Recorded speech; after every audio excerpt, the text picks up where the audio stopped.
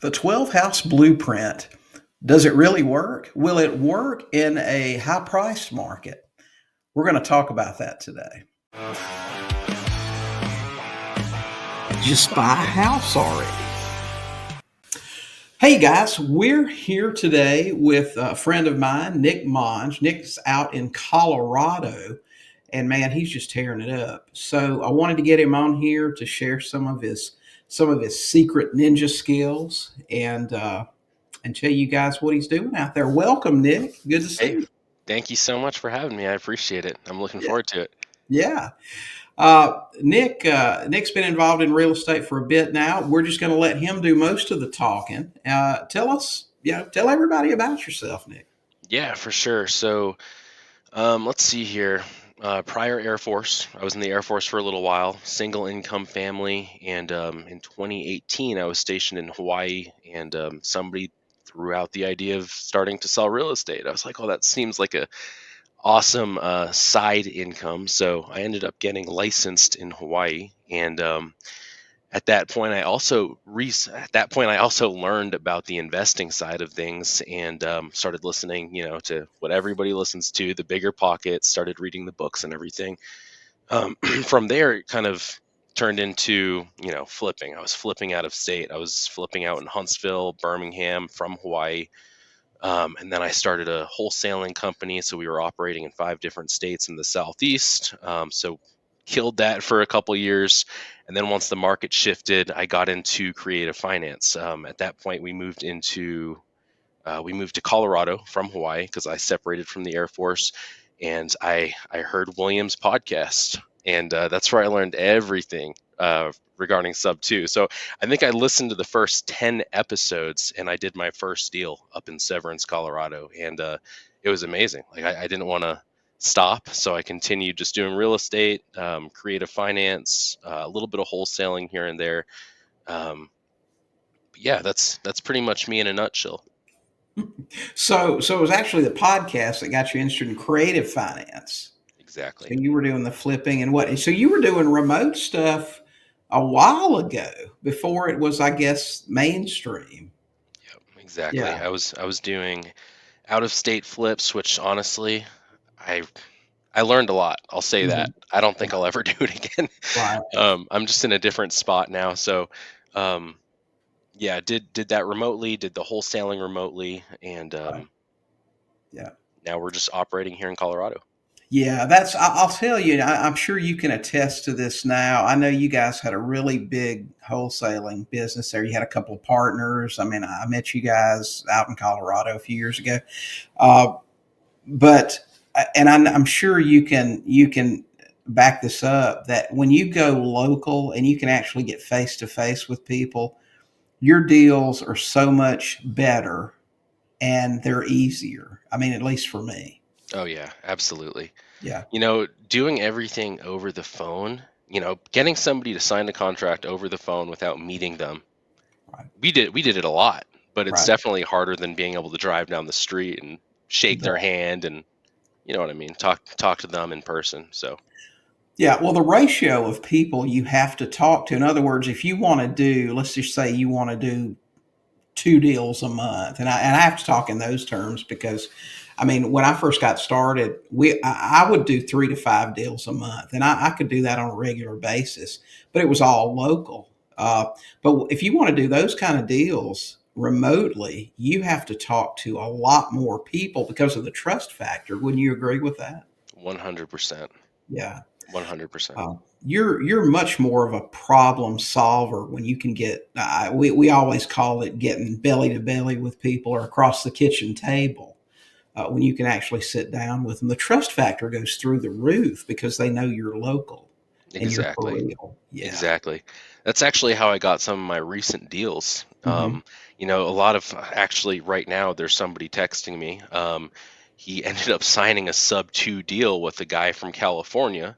The Right. guy from California has never been here before. It's Hmm. a long story, but the guy Right. never paid the mortgage. It's now in Mhm. foreclosure, and Right. he needs help. So Sure. being here local definitely helps. Yeah, for real.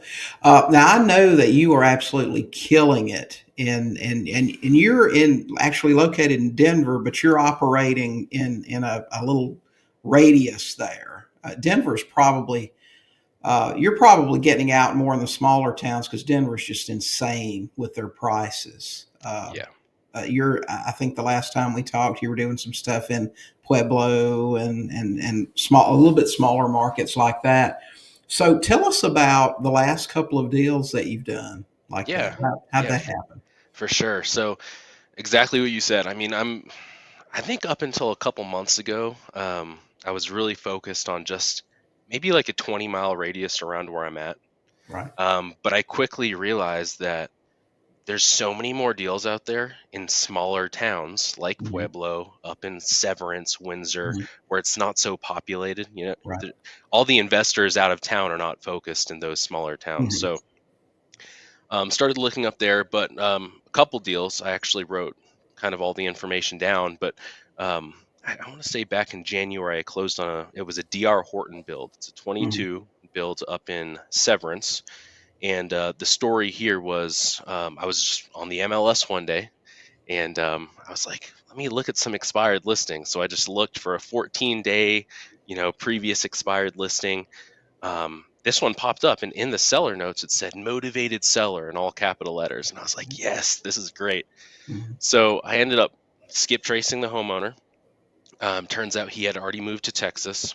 He had just bought the property a year and a half ago, but he had to relocate because of his job. So he used the FHA loan, 3.5% down. Since Right. then, the market has kind of plateaued.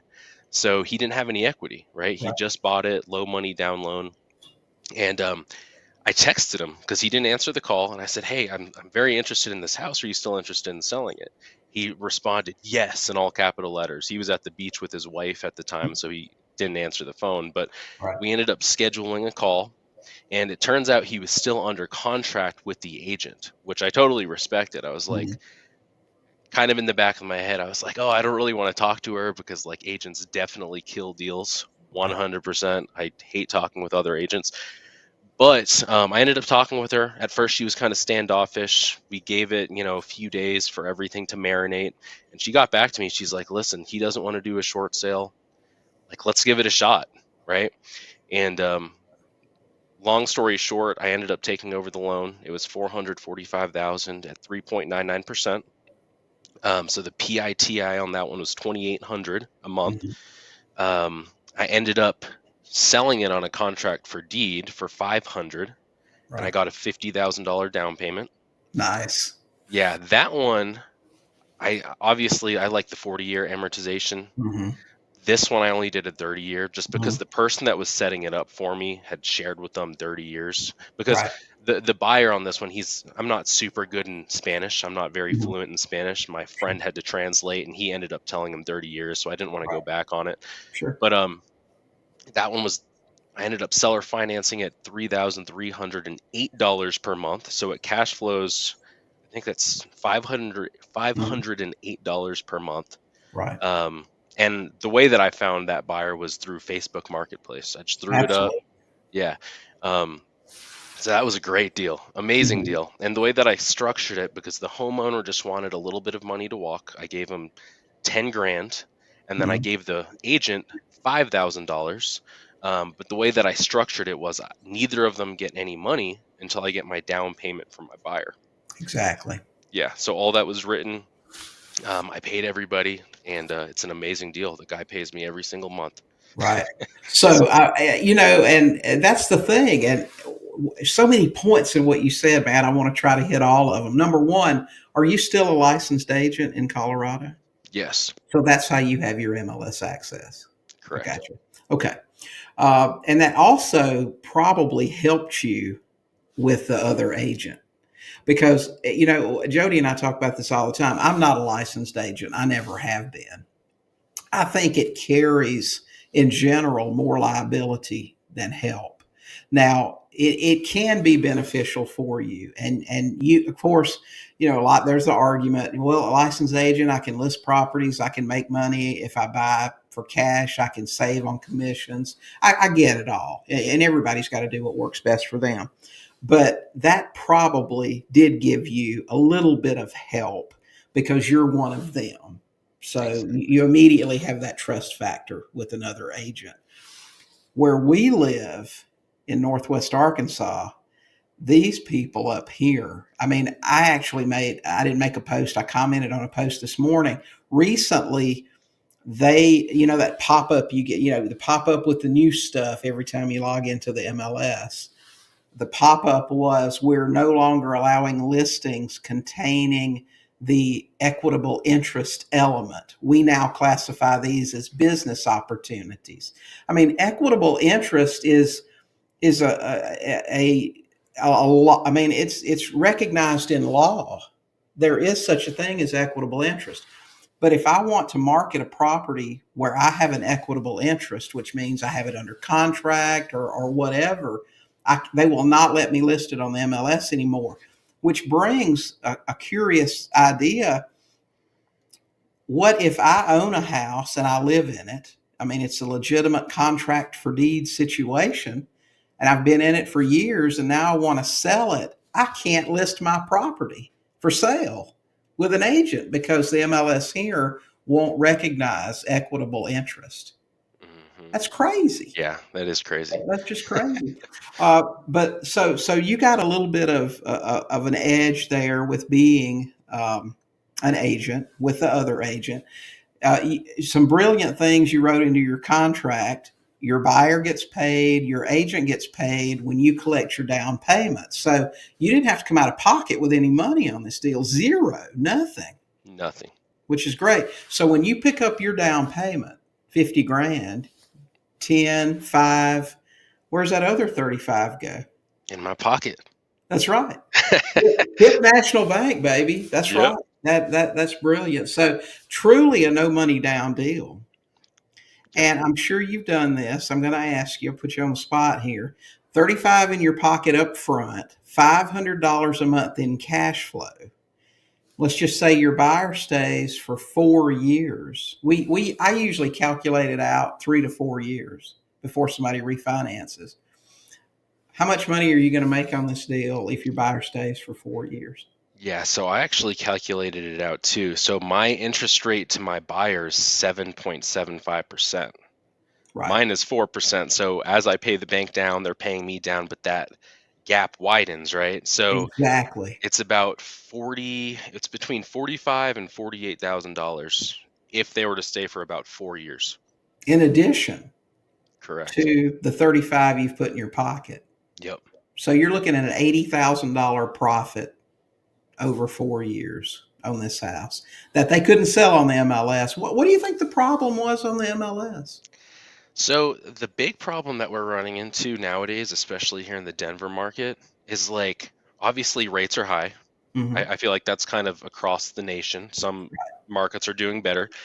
Um, but especially with these newer homes, right? 2, 3 years ago, where people are purchasing when rates started going up and it just plateaued. So people have a lack of equity. And Right. that's what it is. So they're not able to sell because they cannot afford going to the closing table and bringing some money to close. So his options were either creative finance or short sale or just let it foreclose because he was starting Right. to go down that path. Luckily, I didn't have to pay any arrears. Like he was able to make those payments, scrape Right. by every month. But that's kind of what it was. I mean, I see a lot of these right now. I mean, I Yeah. have 13 short sales on the market right Oh now. no. Yeah. So it's a crazy market for sure. Right. For sure. Okay. So you did that when you said in January. I know that I saw you post one a couple of weeks ago that you just did. Tell us about that one. Yeah, for sure. So that one is down in Pueblo. Mm-hmm. Um, this one, I think it was so a wholesaler came to me. Well, actually, I'm sorry. He marketed it on Facebook, and all the numbers just looked great. It was a 3.25%. The loan to take over was 360,000. And I just jumped on it. I was like, "That's a great loan. The house looks great. It's a 2010 build, I believe, so it's not that old. The roof was just replaced. The HVAC was just replaced. All of the major equipment was recently done within the last couple years. So ended up putting it under contract. Of course, I used all my own paperwork. The story with this one is very similar to that, the first one. So they bought it 2 years ago. Again, it's an FHA loan. This one was 3.25%, and they had to move because he got a job down in Mississippi, Mm, and they were not able to sell it. They had it on the market at 400,000 because they were trying to break even after paying their commissions, their closing cost, all that. They just couldn't right. do it. Mm. So this So guy brought it. they had it overpriced to They try to did. cover all their costs. Right. Okay. Correct. Correct. Yeah. So, long story short here, took over the payments. I did my own self closing, just like on the first one. Um, I bought it for 360,000, 3.25%. The PITI was $2,225 a month. And I turned around and I sold it on a contract for deed. I Mhm. listed it at 400,000, Right. right? And I got a $40,000 down payment on this one. Nice. So I Nice. so I carried 360 and I closed it at Bill's office. I closed at 360. This one is a 40-year amortized loan, 7.75% interest, and I'm making 27.28 a month, which is Right. $503 a month in Right. cash flow. Um, Beautiful. yeah, so I love it. Like this is Yeah. amazing. Yeah. Oh, I know you. I know you do. Let's talk about numbers on this. Everybody wants to hear about numbers. So no cash to the seller. Actually, yes. Very, very similar to the first one. Neither Okay. of them got paid till I got my down payment. So on this one, the seller only got $3,500. Hmm. This one was not on the market, but I did have to pay the wholesaler. Right. He just wanted a $10,000 assignment, which I was Right. okay with because I love the deal. Right. So I paid a total of 13,500 to get into this Right. one. So 40 in your pocket, minus 10, minus 35. That left you what 26.5 in Hip National Bank and $503 a month coming in. So what does this one look like in 4 years? So this one's going to be a little bit better Hmm. because I have it's a 40-year AM, Right. right? So most of their payment to me is interest right now. Right. I Um, bet. this one will be at least Hmm. 50 on the back end. Right. So again, 85, 80, $85,000 profit on that deal. But more importantly, your first deal netted you 35 in your pocket in January that you told us about. This one that you just got through with last month netted you another 25. I mean, so just those numbers right there, $60,000 in cash, Yeah, not counting the cash flow that's coming in. That's not too shabby now. That beats most jobs I've heard of. absolutely. Yeah. It's And incredible. probably, yeah, probably that Air Force pay too, a little Oh, bit. 100%. Oh my gosh. That's amazing, man. And I'll tell you, and this is a really good example of how we talk about doing one deal a month and you can generate amazing income. You're not chasing your tail. Let's think back to when you were wholesaling out of state. Were you guys not? I mean, you had how many employees and VAs did you have? Cold calling, texting. What was your outgo every month in Oh expenses? man, we were doing really well, but it was a high paying job. Like we Right, were in the office 5, 6 days a week. right, So we had 10 cold callers. We had a full-time in-house transaction coordinator. We had a full-time in-house acquisition guy. right, We were paying about 30 grand a month in right, just expenses. right, But it took a lot of time. I mean, I was at the office from 8 to 5 every day, right, so I definitely appreciate all that I learned during that time, and I definitely don't regret it. But oh right. man, this is so much better. Right. Well, I mean, literally, you can spend. I mean, let's think back to just so far this year. I mean, we got one quarter out of the way this year, and you've only told us about a couple of deals you've done. I don't know. You may have done more, maybe not, but let's just assume you didn't do anything else. I mean, you've generated. Well, if you divide it up, 20,000 a month in cash in your pocket, plus your cash flow that's coming in now for the next however many years, because we don't put balloons in our contract for deed. And I know you probably don't either, just whether it's Dodd Frank compliance or because you want the cash flow. But I mean, this could go on for years and years and years. So just those two deals is $1,000 a month coming in, Yep. not counting the back end buildup, because your amortization is so much greater than your buyers. It's like your buyers put money in a savings account for Nick every month that Yep. you're going to collect at some point down the road. So, and how many hours a week do you have to work to do this? Not much. Not much at all. I mean, I'm trying to think about these two. I mean, between the two deals that I just explained, I probably spent a total of maybe 4 or 5 hours. Exactly. It was Yeah. just nothing.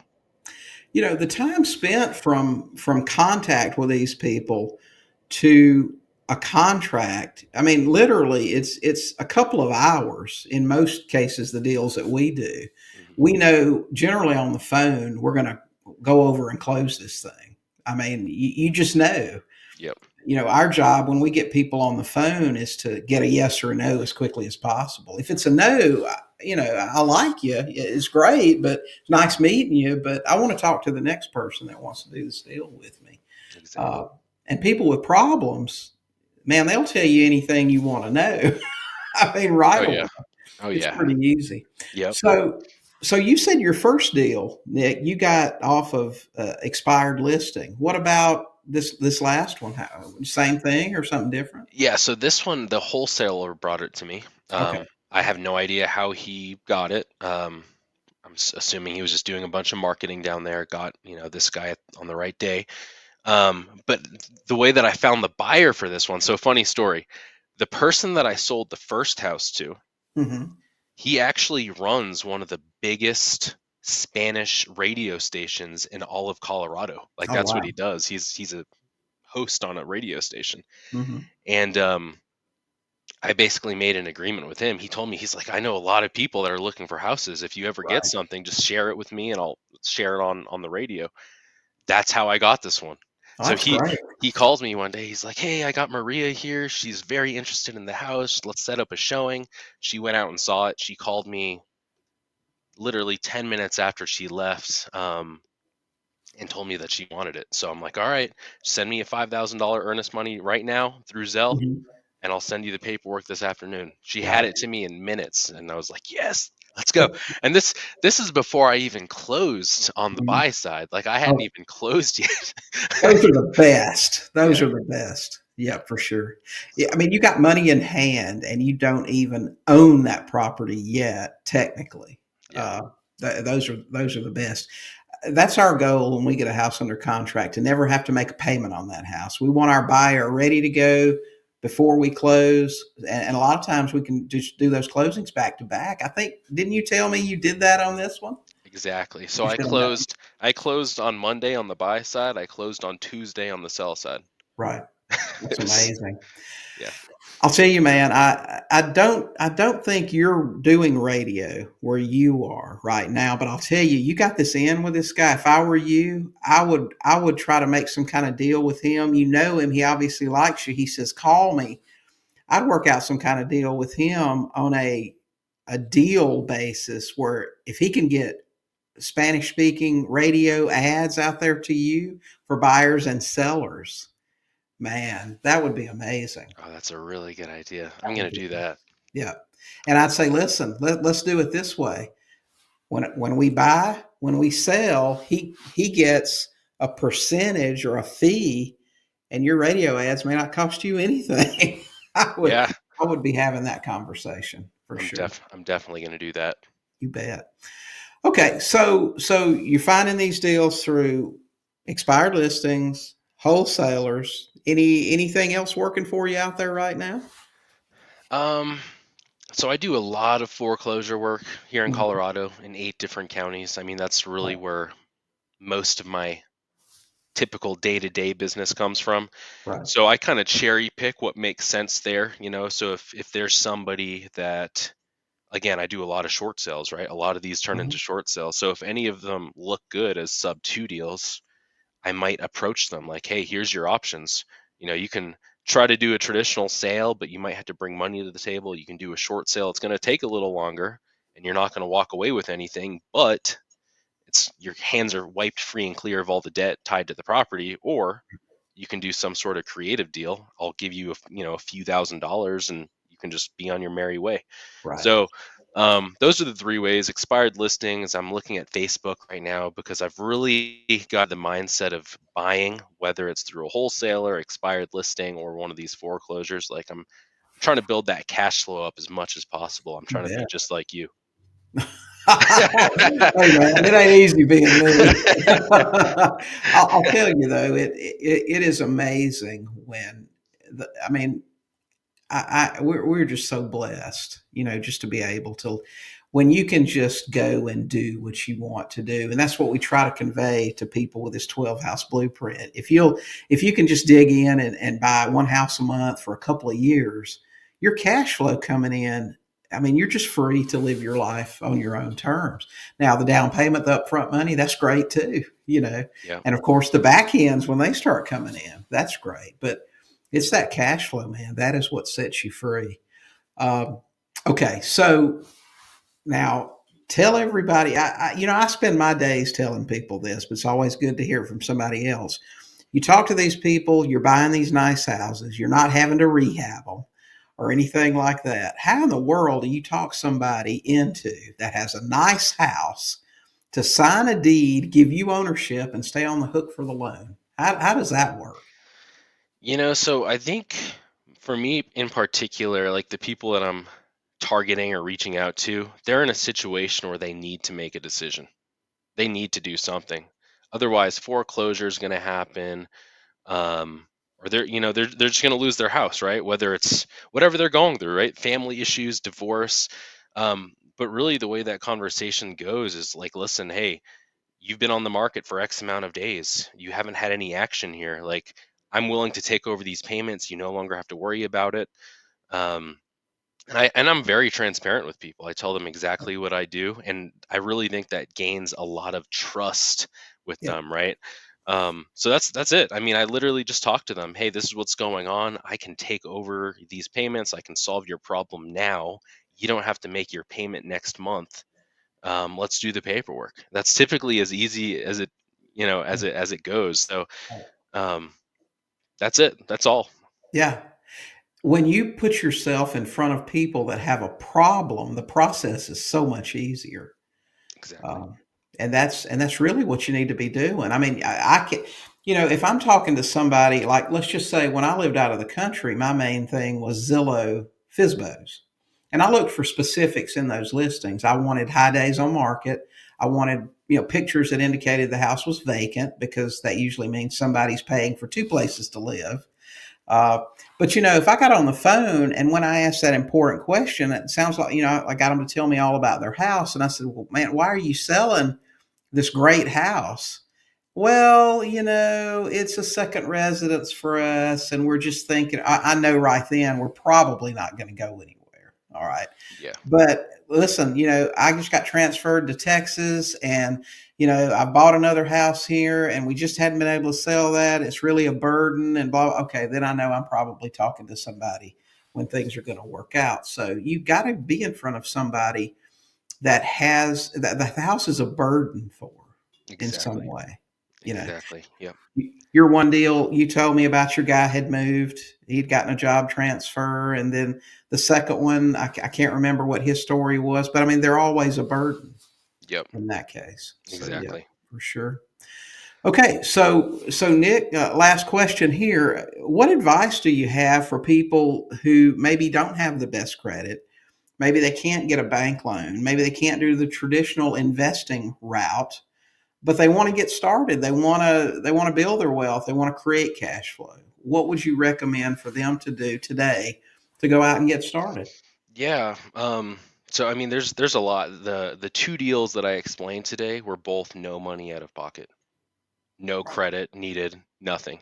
So I think what I would do personally, if I was not a licensed agent and I wanted to get started as soon as possible buying some houses, one house a month, 12 house blueprint, Mhm. um, I would contact some different realtors, right? Get them to set you up on a home search. 90 plus days on market, single family home, 3 plus bed, 2 plus bath.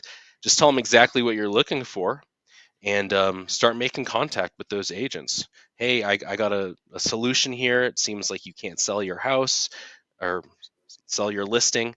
Um, I don't know what's going on with your client, but if this is something that'd be of interest to them, I can help, right? I can get this moved. So and then the way that I would structure the payout, if there's a required payout, whether the homeowner wants a little money or the agent wants a little bit of money, is pay them out of your down payment. Put it all in writing. Mhm. So that's how I would approach it. There's probably many other ways to do this. Right. Door knocking, looking at county records for foreclosures, right? Usually, depending on what state you're in, foreclosures are released to the public. Um, so those are a couple avenues that I would take here. Mhm. How But they really, Right. yeah, Go ahead. really the biggest thing is making contact with these homeowners that have a distress situation, whether it's high days on market or foreclosure, and having a conversation. That's Yeah. really it. I feel like a lot of people are scared, right?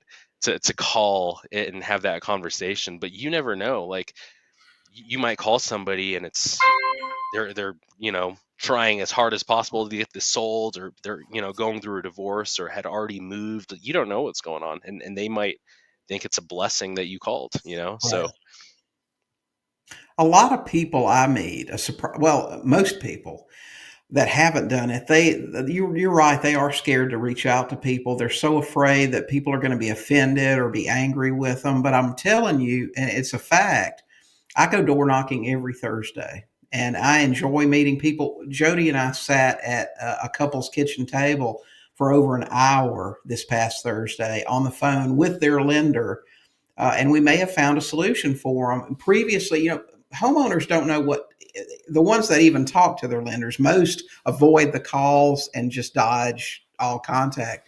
But even when they do talk with them, they don't know about options that are available. They don't know what to ask for. As a result, they find themselves in situations like this couple did.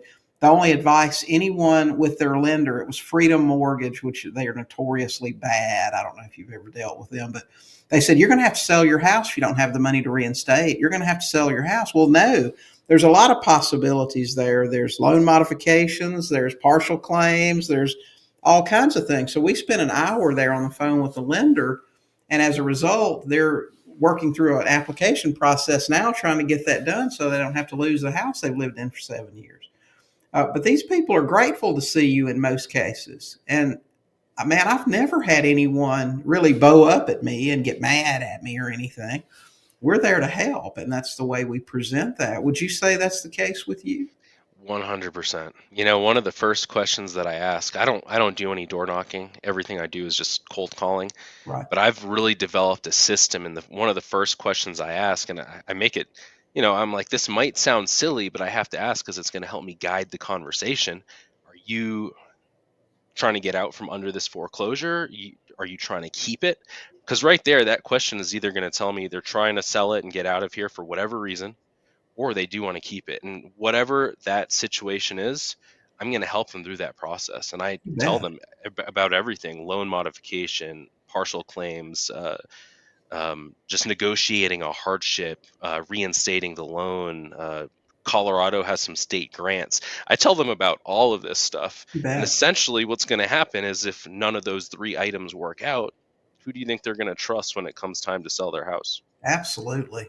That's the case because I mean, it's just story after story after story. Nick, I talked to a girl a couple of weeks ago that she had already been on the phone with one investor, and we had skip traced her and found her, but she had already been on the phone with him. Immediately when she said, "Well, I want to keep my house," he said, "Okay, well, I'll send you over some information."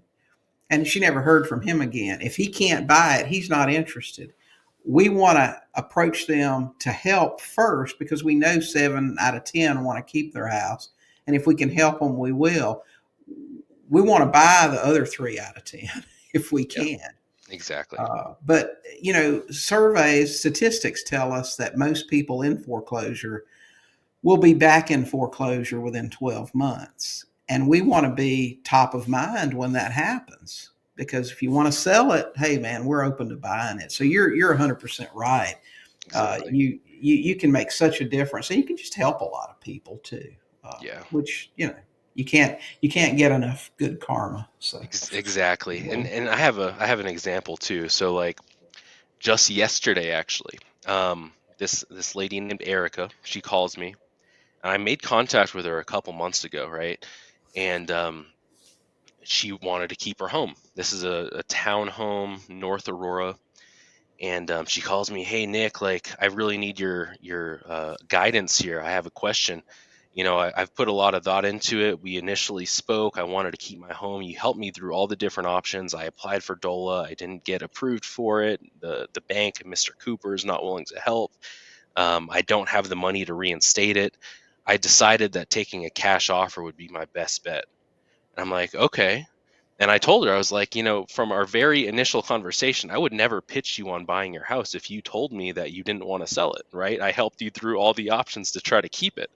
But now yeah, that you're in this situation, I am more than happy to talk about that because she's, of course, getting bombarded with, door knockers and cold callers and texters. There's nothing wrong with that. Everybody right. knows the situation. Um, but I told her, I was like, if this is something you want to do, I'm very interested. And long story short here, she owes about 125 on the house. Mhm. She just wants 10 or 15 grand to walk. I asked Oh my that gosh. question. I said, what do you need out of this? Right? And she's like, you know what? If you can get me out of foreclosure and you can buy the house, and if I have 10 or 15 grand in my pocket, I'd be more than happy. This house is worth like 290 and Oh it's my in great shape. She says it just needs some paint and carpet. I'm like, Mhm. so so you know what I mean? And I haven't spoken with this lady in more than 4 weeks. Right, She just remembers, she saved my number. right. She remembers our conversation. So if you approach people truly trying to help them, it's gonna Yeah. pay, right? It's good Oh, karma. So that's an amazing deal. I'll tell you that is one of the best. I don't even like to call it negotiating. It's really trying to solve their problem and get them what they need. I started doing it because I wanted to increase my chances of getting the deal. And if I just ask somebody, okay, what do you need? They'll tell me. And if you can say, I mean, think about it for a minute. If I come to you, you got a car for sale, and I come to you, okay, what do you need for this car, Nick? And you tell me I need $5,000, and I say, okay, I can do that. We're going to make a deal. And when people tell me something like what she just told you, my gosh, that is a jamming deal on that house for you. She wants 10 or 15,000. When you go, I think I can do that for you. Let's write it up. What's she going to say? Oh no, wait a minute, wait a minute. exactly. She's going Yeah. to give you the deal. Yep. So my goodness, and a lot of times it's so much less than you would have paid. Yeah. It's Well, the funny thing is too, like she even told me, she's like, I just got something in the mail, and it said my home was worth, $285,000. It was Mhm, an appraisal from the county. And I'm right. like, oh, okay. So I mean, that's when I asked. I was like, so what are you looking for? What do you need out of this? And Mhm, that's when she told me 10 or right. 15 grand. And she's like, I really don't care if I walk away with anything. Right. I want to be done. Yeah. So Yeah. I don't know, giving people what they want, trying to help them out, man. It's just we can make so much money in this business. You see these stories all the time about investors that pull all this shady stuff and do all these things. You can be totally transparent, really help people, and make an incredible income with real estate. I love it. I just love it. exactly. It's just great. Exactly. Yep. Yeah, well, we'll be interested in following up with you later and seeing how that deal with Erica goes. So yeah, that's Abs- exciting news. Well, man, Absolutely. I appreciate the heck out of you being here with me today and sharing all this stuff. We've talked for almost 40 minutes now. I love talking about real estate, especially people that are out there killing it. I got I said I had one more question for you, but I told a story. I've got another question for you. I know that you have my book, and I'm guessing you finished it I by did. now. Yep, it's And, actually and right here. and this is honest, man. I hadn't just so you know, I haven't asked Nick about this before we started today. What'd you think about it? I loved it. I know a lot of your story based on Mhm. meeting in the past and just having Mhm. conversations, but everything in the book is just super practical. It's Right. super practical, step by step on different things that you can do to start buying houses. I love the stories in there. That's usually what really catches my attention, the stories. Um, so it's amazing. Definitely, definitely recommend getting it if you Yeah. haven't got it yet. Do you think somebody that has a little bit of knowledge about creative finance and understands Sub 2 could probably take this book and put together a plan to actually go out and start executing? 100%. Yeah. Absolutely. Okay. Great. That's what I wanted to know, man, because I wanted to, I wanted to put something out there that was really practical, that was really not a lot, not a fluff piece to sell you something else. Just listen, this is how we do this thing each and every day. So that's good to know. So if you guys are interested in that, you can go to 12houseblueprintbook.com. You can get your own copy and check it out. You can be like Nick, man. Be like Nick. Be putting 30 and $40,000 at a time in your pocket and making all that money. So good for you, man. Good for you. All right. Appreciate it. All right. Well, man, thanks for being here today. We appreciate it. Nick out in Colorado. If you want to look this guy up, he's always been super helpful to me and to any time I've asked him to help somebody out with something. He's always been great out there. So we really appreciate you and look forward to talking soon. All right. Thank you so All much. right. Thanks. See ya.